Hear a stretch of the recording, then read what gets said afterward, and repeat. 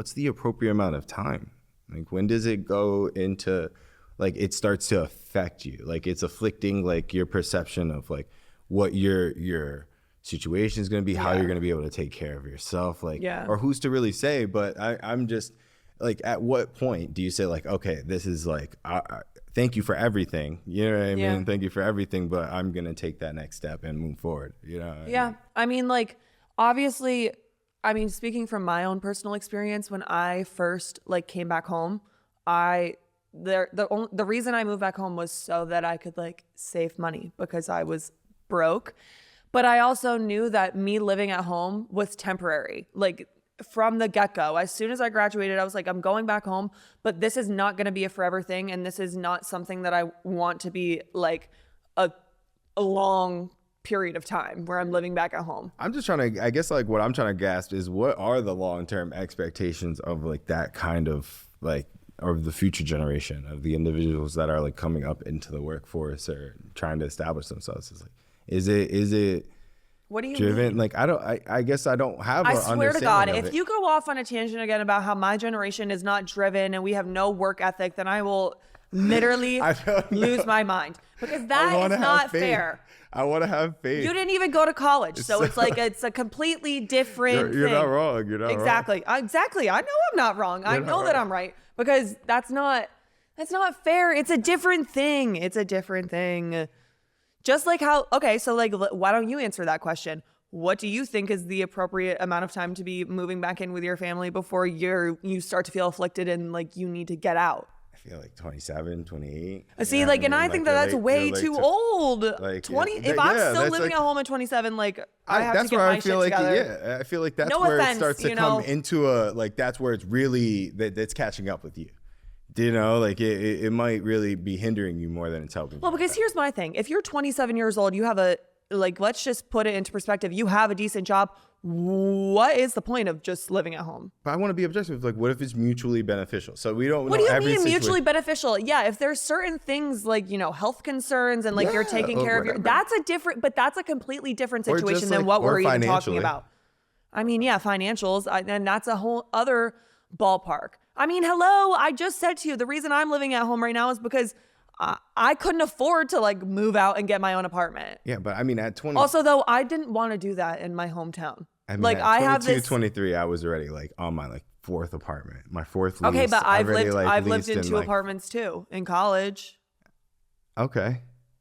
Don't make that face. Like, what do you mean? What face? What face? I mean, they are apartments. Okay. I lived in them. You're not wrong. Did I fully pay for them? No. I'm just saying. But that was my thing too. It's like, my mom said, you're not going to move out until you can afford to move out and live on your own. Like, there's, like, no help from me, nothing. Yeah. Exactly. And exactly. And I agree with her on that standpoint. So you just figure out what that workload is or what that burden is, and then you know.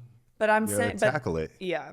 But I don't know, and this sounds like really stereotypical and, like, whatever. But a lot of the people that live at home that are, like, 29, if they're, like, maybe they don't have the drive. Like, you want to talk about me not having drive in my generation. I'm sure that there are some people in your generation that don't have it either. Yo, that's a huge. There's a large range there between. What do you mean a large? Yeah, it's a large range. 40, but the concerning part is 40%. That's like that's.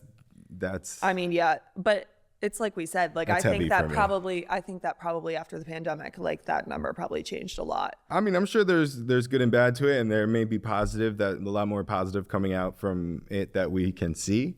But I mean, for the most part, I would like an answer to that. And I would like to see what is the real authority there. Like, when is it starting to, like, inhibit you?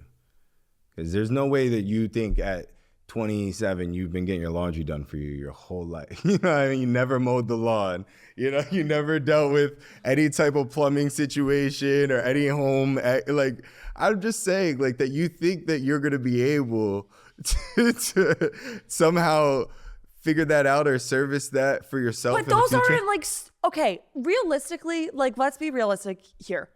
Mm-hmm. Like, you're like, oh, now that I know how to mow the lawn, I'm a real man. I'm a grown and No, I'm an adult because no. I know how to, Not like, at I don't know how to all. mow the lawn, but I sure as hell know how to do my own laundry. Okay, there you go. I'm just saying to an extent. Like I by no means am I saying some fucking postulant masculine shit that is about trying to be a man. I'm just, at what point do you gonna take care of shit for yourself? Really, that's where I'm getting at. It's like, See, where but you're this like, is where not I gonna lie. disagree with you because it's like I fully am capable of taking care of myself, but I'm But living do at you home. want to?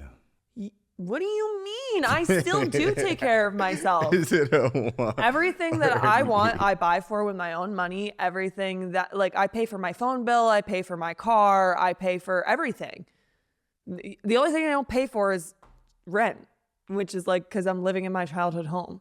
Which would, that's not always the case. What do you mean? What do you mean? I mean, for 40% of them, it is the case. So I guess that's honestly becoming more of that's becoming more of a like common denominator there, where there's more of equal grounds. I like this conversation because I feel like everyone got a reset.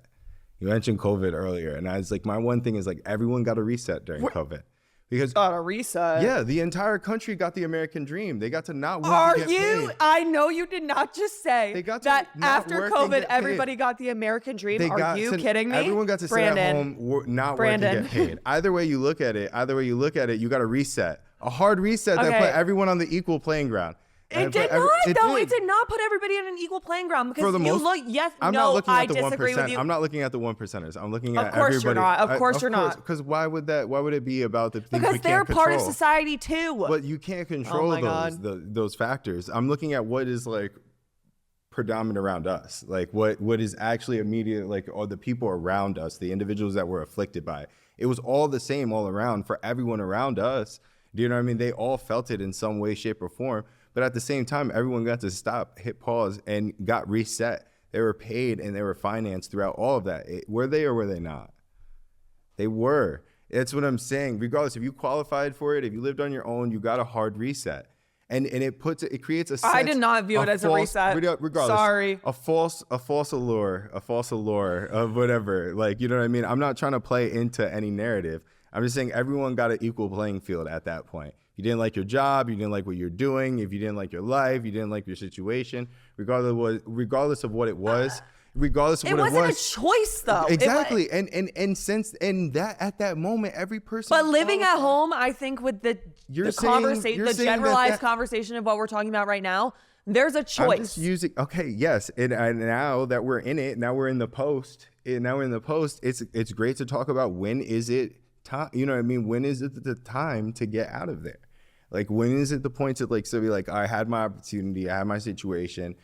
I've learned from this. I'm grateful for it. I saved up, whatever. Do you know what I mean? Are you just waiting for your new home? Are you just waiting to get swept off your feet? No, but like are you, or you're just no, trying to but believe in yourself? like okay, like if I put myself like again, because obviously I am this conversation. I am this conversation. Here Yeah, I not am when you're necessarily. post. It's But I you know, am though because you know what I mean. Like I have a plan for myself, and my plan There involves. you go. But a lot of people I know, especially the people that are post grad, they have a plan for themselves. Whether or not they're acting on it, Okay. that's the difference. You know what I mean? It's Yeah. because when I first came home, I wasn't fully acting on my plan. Like I was still working the same job that I made decent money at, but I wasn't making, enough money for me to actually be able to save.